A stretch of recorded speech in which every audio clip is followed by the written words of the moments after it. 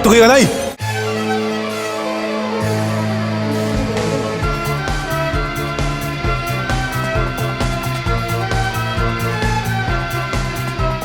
Let me be real with you for a moment.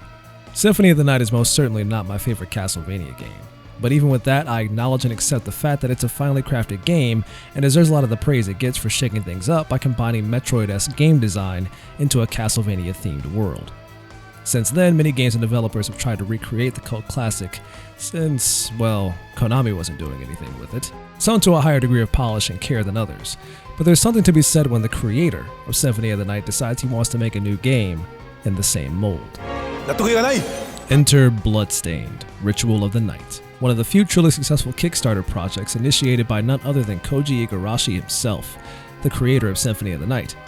I won't bore you with the history of this project or the troubles it faced, but the idea of Igarashi creating what is essentially a spiritual successor to Symphony of the Night was something that intrigued and even concerned the industry. Could he successfully capture lightning in a bottle twice? I'm here to say that if not twice, Bloodstained is pretty damn close. Taking many pages from Symphony of the Night's book, Bloodstained recreates many of the finely crafted mechanics that people loved about Symphony of the Night and even subvert what fans have come to expect of games of this style. Everything from the speed of movement, the amount of frames between attacks, down to the input commands to pull off special attacks. Every weapon has its own set of special attacks that come with it. Combine that with an incredibly robust and complex magic system that involves using crystals that can be obtained from just about any enemy in the game, and you've got yourself a game that revels in replayability from trying different builds alone. Top this all off with appearance customization, and the door is open to make our protagonist as cool or as strange as you want her to be.